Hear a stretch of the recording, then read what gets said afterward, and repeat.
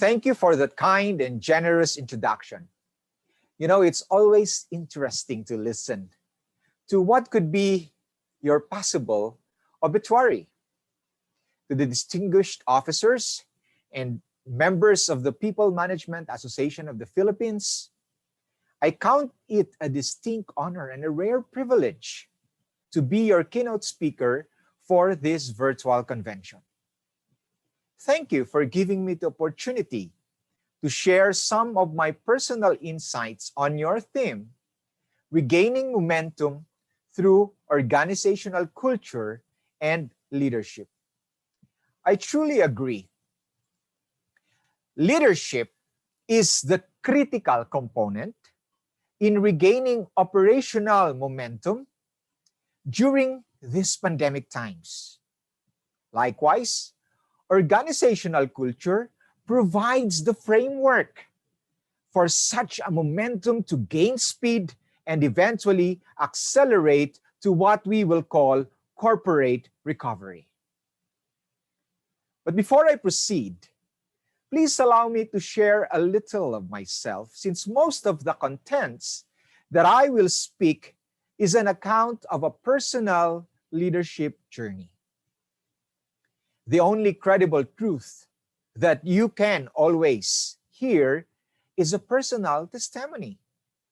Since my leadership journey transpired in a faith-based institution, a hospital run by Seventh-day Adventists, you will find a lot of my content will be referring to my values, referring to my beliefs, and the faith that I hold. I am in no way proselytizing or preaching.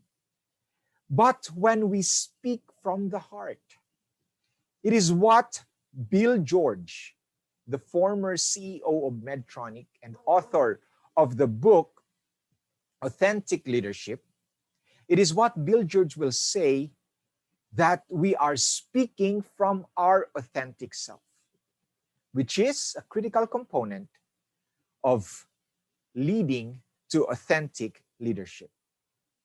You know, I start with this, talking about beliefs, talking about values and worldview, because these are the inner components of the elements of culture. Let's try to view culture, you can see there in the screen, in a diagram of 3 circles within each other. You can see here that culture is largely influenced by the inner circles, which basically represents who you truly are.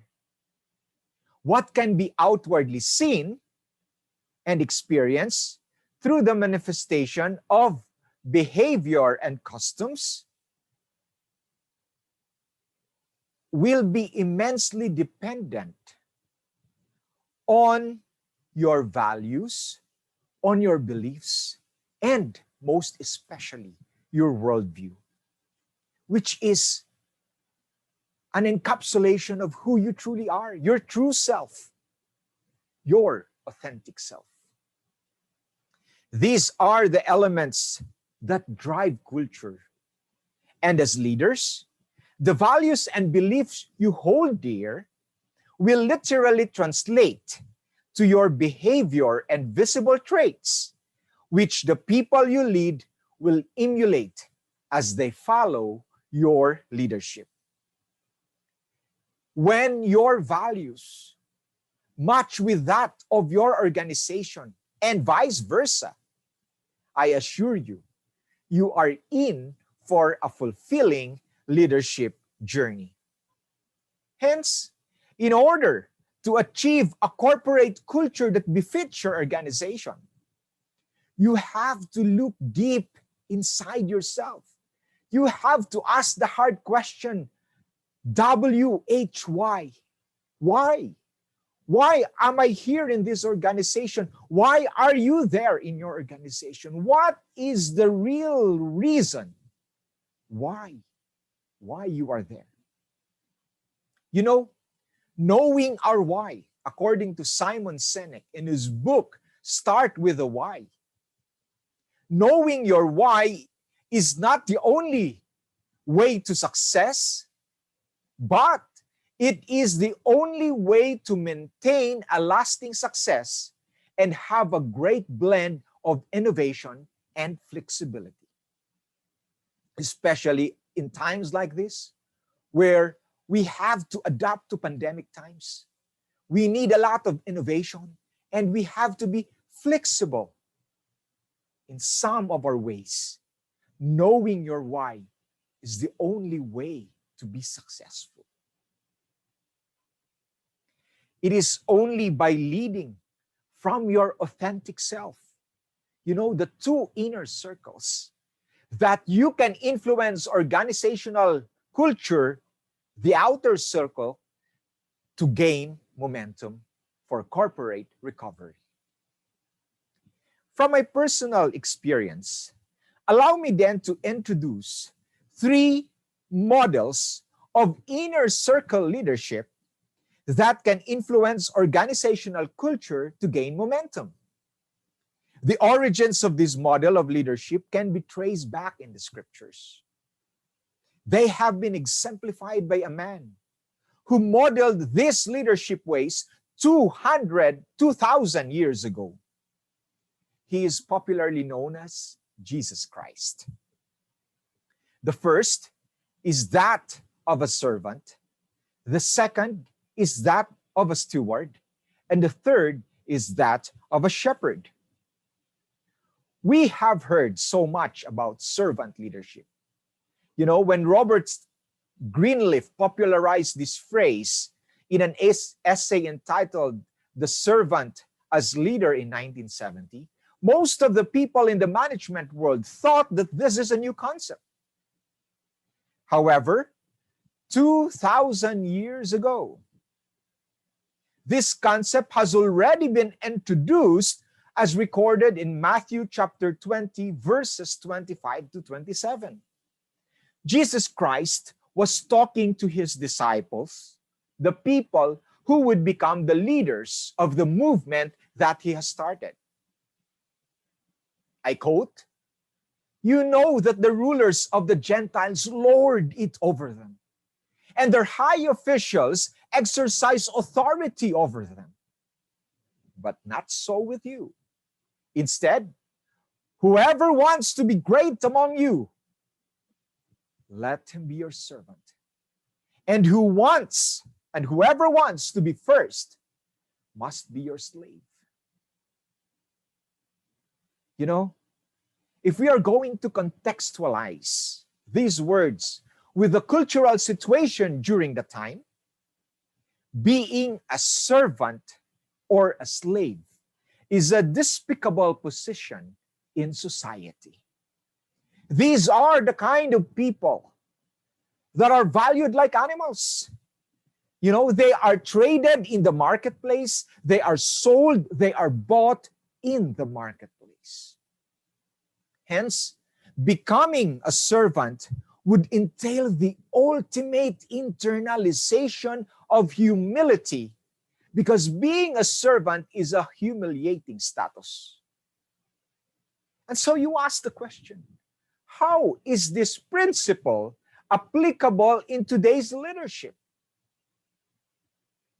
The data might surprise you.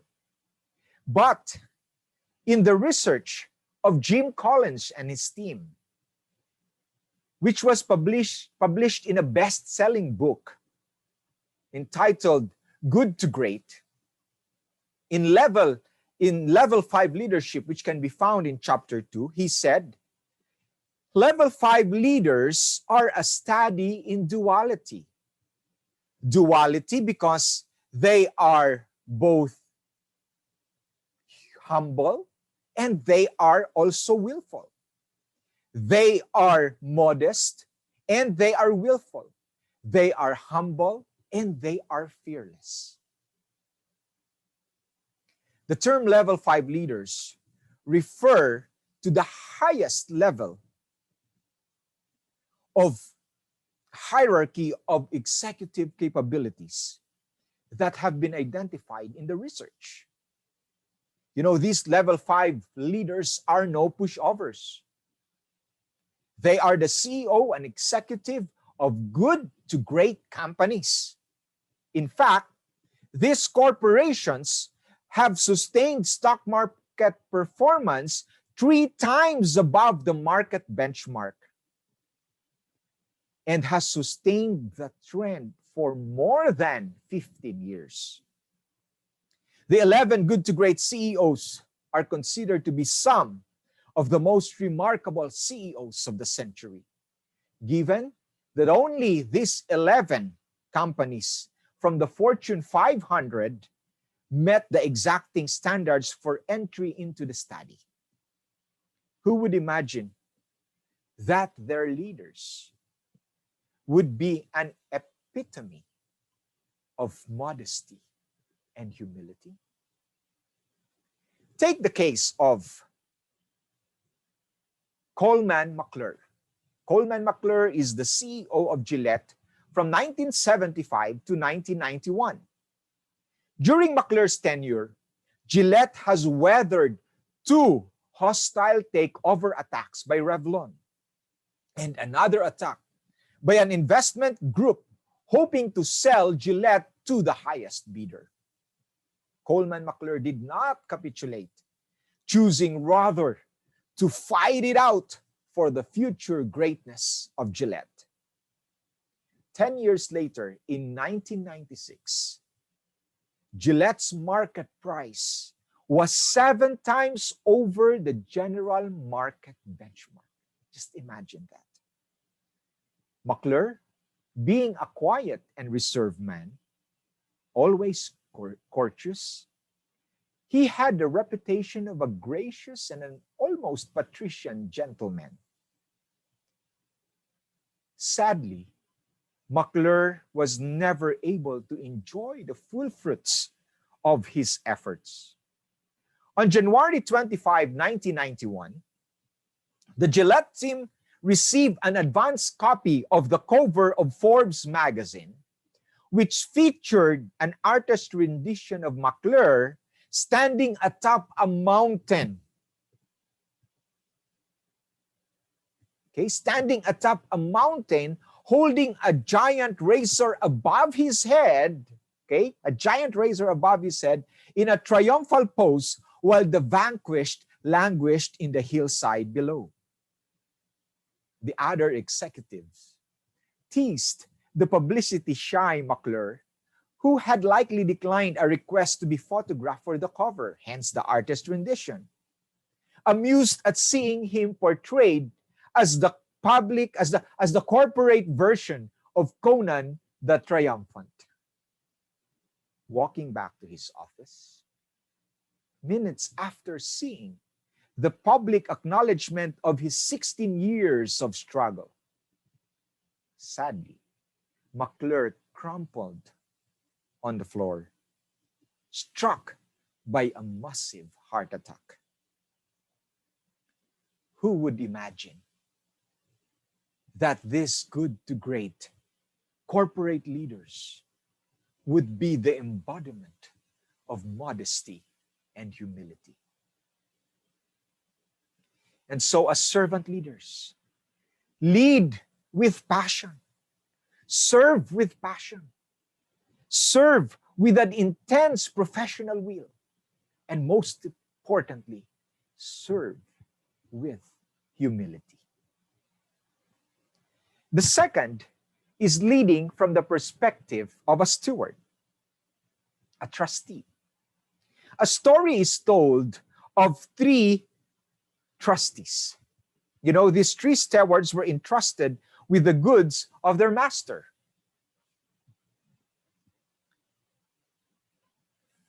The story starts with a wealthy master going on a long journey who called his servants and entrusted his wealth to them. To one, he gave 5 bags of gold. To the second, he gave 2 bags of gold. And to the third, he gave 1 bag of gold, all according to their ability to manage and ability to be entrusted. The man who had received 5 bags of gold immediately went to work, invested the money, and put the money to work and gained 5 bags more. So also the man with 2 bags of gold invested the money, make the money work, and again gained 2 bags more. But the man who had received the 1 bag of gold dug a hole on the ground and buried his master's money. After a long time, the master returned and settled the account with his trustees or stewards. The steward who received 5 bags of gold brought the other 5 bags of gold and presented to the master. He was blessed with the following words. He said, "Well done, thou good and faithful servant or steward. You have been faithful with a few things. I will make you ruler of greater things. Come and share your master's happiness." The man with 2 bags of gold did the same and also received the same blessing. Now here comes the steward who had received 1 bag of gold. "Master," he said, "I knew you are a hard man, harvesting where you have not sown, and gathering where you have not scattered seed. So I was afraid and went out and hid your gold in the ground. See, here is what belongs to you." The master could not believe what he was hearing, and so he replied, "You lazy servant! You know all about me. You should have put my money in the bank so that when I returned, I would have received it back with interest. Take that bag of gold from him and throw that worthless servant outside." Fellow leaders, this model of leadership is the one that demands profitable results. This model of leadership is a model of leadership that influences outcomes. This is a model of leadership that makes you, the HR director, the HR vice president, as a strategic partner in administration in order to stimulate momentum to a desired organizational effect. As responsible stewards, much have been entrusted to us, much is likewise required. Bill George has this to say in his book, Authentic Leadership. When leaders are dedicated stewards and lead in an authentic manner, they build enduring organizations that do great good for people and make an enormous difference in the world. Just imagine that. When you are dedicated stewards. The third and last model is that of a shepherd. This model, pretty sums up the first 2 that we have discussed, that of a servant and a steward. Because the good shepherd who takes good care of his sheep, that is stewardship. The good shepherds who serves his sheep, that is servant leadership. And even the good shepherd may give his life for his sheep. That is passion above the call of duty. The good shepherd knows his sheep, and his sheep knows him. The good shepherd is transparent in his moral and transactional dealings. That is how his sheep knows him. The good shepherd seeks out for his sheep when they are lost. The good shepherd provides for a safe environment by checking on the pasture for any poisonous plants, and if there are any, weeds them out. Or he checks on the pasture for any snakes that may harm his sheep. While it's true that there are also shepherds who are hirelings, the one who works only for the money, with these kinds of shepherd, when they see danger or are met with a challenge, they flee from this critical situation and leave the sheep to the measures or to the mercy of the elements. There's something for us to think about. As a people leader, are you a good shepherd Or are you just a hireling? To close, I only have one challenge for you, my dear people leaders. Be that leader whose inner circle of belief, values, and worldview can inspire a cultural shift and ignite organizational momentum to move forward through an authentic leadership of service, stewardship, and shepherding. That is my desire for you. That is also my challenge for you. God bless you and happy morning to everyone.